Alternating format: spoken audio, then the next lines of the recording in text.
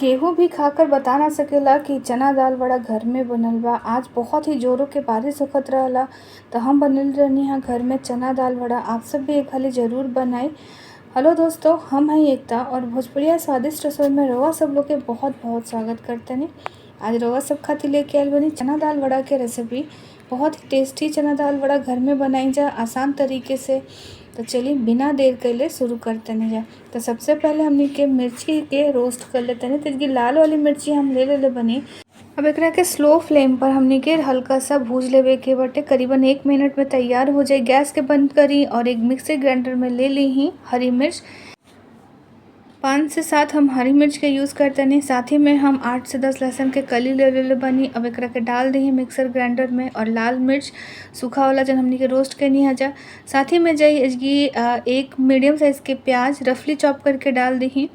और प्याज के साथ ही हम एकरा में अब डाल देता नहीं इमली, थोड़ा सा इमली डाल दी। आप अगर चाहें तो इसकी आमचूर पाउडर या नींबू के रस भी डाल सके नहीं। इमली के साथ हम इसकी डालता नहीं नमक स्वाद अनुसार। और अब हम इसकी डाल दे चना दाल। तो मार्केट में चटनी वाला जो चना दाल मिलेला ना, तो ना के हम अच्छे से धो करके एकरा में डाल देते नहीं। साथ ही में डाल दी ही पानी, थोड़ा थोड़ा पानी डाली और एक अच्छे से एकरा पेस्ट बना के तैयार कर लेते हैं। हमार चटनी तैयार हो गई। अब हम कुछ मसाला तैयार कर लेते नहीं। तो इसकी हम ले बनी धनिया, सौंफ, जीरा और काली मिर्च सबके रोस्ट करके एक अच्छा सा दरदरा सा पाउडर बना लेते। देखिए बिल्कुल दरदरा सा पाउडर बना के तैयार कर ले बनी। अब 2 से 3 घंटा पहले हम चना दाल के भिगो करके रख ले रहनी है। अब एकरा के धो करके साफ़ पानी से और छान करके इसकी हम ले बनी। थोड़ा सा चना दाल हम अलग निकाल देता नहीं पहले, और बाकी सब चना दाल के हम डाल दें मिक्सर ग्राइंडर में। तो इसके मिक्सर में डाल ले बनी। साथ ही में हम डालते नहीं इसके अदरक के टुकड़ा 1 इंच और मिर्ची। तो मिर्ची क्वांटिटी आप अपना हिसाब से एडजस्ट करके डाली। हम इसकी डाल बनी 4 से 5 हरी मिर्च। साथ ही में डाल दें लहसुन। तो लहसुन हमारे बाटे 8 से 10 और एकरा के दरदरा पीस के हमरा तैयार कर लेवे के बा। पानी नहीं यूज़ करे के और बारीक नहीं पीसे के। देखिए कैसे हम दरदरा पीस ले बनी, एकदम दरदरा। अगर कोनो दाल खड़ा भी बा तो कोनो बात नहीं खे। इसके आप देख सके नहीं बहुत ही अच्छा दरदरा पिसा गई भाई। अब एकरा के आप सेपरेट कर ली एक बर्तन में। तो इसके हम चना दाल के डाल देते नहीं एक बर्तन में। और एकरा में हम जो अलग से चना के दाल रख ले रहनी है तो हम सब डाल दे। और एकरा के डालला के बाद हम एकरा में कुछ मसाला ऐड करते हैं। तो हमने के सबसे पहले रोस्ट करके जो हम दरदरा पीस के मसाला तैयार के ले बनी तो डालता नहीं 1 से 1.5 चम्मच के करीब।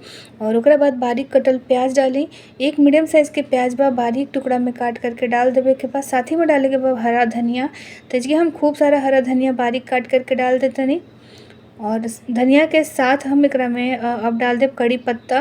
तो थोड़ा सा कड़ी पत्ता अगर आप चाहें तो एकरा के बारीक काट ली या फिर आप ऐसे भी डाल सकें। हम तो ऐसे ही डाल देले बनी। और अब डाली नमक स्वाद अनुसार। वापस एकरा में हम स्वाद अनुसार नमक ऐड करते नहीं। और एकरा साथ हम एकरा में हींग डालब। हींग बहुत ज़रूरी है, एकरा में ज़रूर डाली। साथ ही में डाली चावल के आटा। तो हम ले बनी 4 से 5 चम्मच चावल के आटा, जेकरा से वड़ा बहुत ही क्रिस्पी बनी। तो अब धीरे धीरे करके एकरा के मिला ली। पानी नहीं डाले के, अच्छे तरह से एकरा के मिलाई। प्याज से पानी नमक गिलबा तो प्याज से पानी अच्छा खासा छूटी तो ये अच्छा बाइंडिंग होके लगी। तो आप देखिए हमारे बहुत ही अच्छे से कर चना दाल वड़ा के मिक्सचर तैयार हो गइल बा। अब हमने के एकर बॉल बना के तैयार कर लेवे के बाद तो छोटा छोटा हम इसकी बॉल बनाओ तनी। देखिए हाथ में आप पानी लगा ली या फिर तेल, हम हाथ में थोड़ा सा तेल लगा ले बनी। और अच्छे से करके हम बॉल के एक शेप दे देता नहीं। छोटा सा लोई जैसे हमने के रोटी के बनावन जब बिल्कुल उतरी बना ली। और हाथ पे एकरा के रख करके चपटा करी दबा के। तो इसे आप देखिए कितना बढ़िया से शेप भी एक बराबर से आ गई बा। बहुत ज़्यादा एक में कोनो तामझाम नहीं है। हाथ में एक गोल बना करके और चपटा कर देवे के बाद बस हमारा वड़ा तैयार हो गई। बस यही तरीके से अच्छा से शेप दे दी गोल घुमा करके। और यही तरीके से सारा वड़ा हमने के बना करके तैयार कर लेते नहीं। साथ ही में साइड में रख देता नहीं कढ़ाई गर्म होके खातिर। अच्छा हीट पे जब गर्म हो जाए तब एक एक करके वड़ा डाली एकरा में। और वड़ा डाले के समय में गैस के फ्लेम हाई पर रही। और वड़ा डालने के बाद आप 1 मिनट के बाद आप गैस के मीडियम टू स्लो कर दी। हाई पे रही तो हमारा जन बड़ा बा तेल में जाके टूटी ना और बहुत ही अच्छे से पकड़ ली ही एक दूसरे में। और ओकरा बाद जब हमने के स्लो पे करब जा तो धीरे धीरे करके ये अंदर तक अच्छे से पक जाए। 1 मिनट के बाद ही गैस के फ्लेम आप स्लो करब और एकरा के पलट देब। पलटला के बाद आराम से एकरा के कलर आवे तक आप 2 से 3 मिनट आराम से पकाई और इसके आप देखी 3 मिनट के बाद हमारा वड़ा कितना बढ़िया कलर भी आ गइल बा और बहुत ही क्रिस्पी भी बनल बा और बन के तैयार हो गइल बा। तो अच्छे से आप एकरा के निकाल ली एक-एक करके।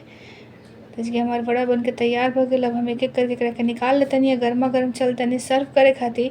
फटाफट से आप कमेंट्स कर दी कि वड़ा के रेसिपी आप सब लोग के कैसन लागल। अगर रउआ सब हमरा चैनल पे नया बानी तो जल्दी से सब्सक्राइब कर दी, साथ ही में बेल आइकन भी दबा देब जेकरा से वीडियो के नोटिफिकेशन आप सबके मिल जाई। और वीडियो के अपना फ्रेंड और फैमिली मेम्बर के साथ ज़रूर शेयर करब। और रेसिपी ट्राई करी और अच्छा लगी तो कमेंट्स करी कि रेसिपी अच्छा लागल बा। ऐसे टेस्टी रेसिपी के साथ रउआ लोग से फिर मिलते नहीं, तब तक अपन बहुत बहुत ध्यान रखब। Bye by.